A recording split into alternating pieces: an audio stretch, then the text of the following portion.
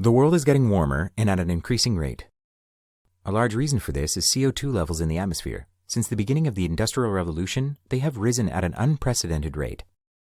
Rising CO2 levels have been correlating closely with rising global temperatures since 1880. This graph shows rising CO2 levels on a shorter timescale as measured at the Mauna Loa Observatory in Hawaii. On an even shorter timescale, you can see average CO2 levels have continued to rise despite a global economic slowdown from the coronavirus pandemic, which is shown by the black line. The red line on this graph shows the seasonal variations.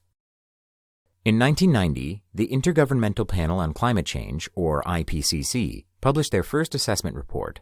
They modeled a series of scenarios estimating the expected rise in CO2 levels. The business-as-usual case was deeply concerning. Fast forward to the panel's fifth report in 2014.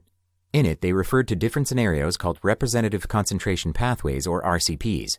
The worst-case scenario, RCP 8.5, leads to a particularly grim result.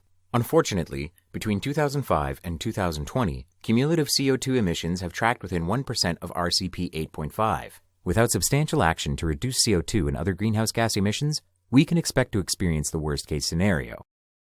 Under this worst-case scenario, warming outcomes have been estimated to be approximately 4.5 degrees Celsius. This will likely lead to catastrophic results including crashing ecosystems, rapidly rising sea levels, and the forced migration of billions of people. In other words, the current path we are on is a pathway to disaster. To change course, the world needs to mobilize for action on climate change on a sufficiently large scale. In order to build broad-based support for this, we must bridge the gap between believers and doubters on the impacts of climate change. Military and intelligence experts are uniquely positioned to speak out about these impacts on human security to build more support for large-scale action on this issue.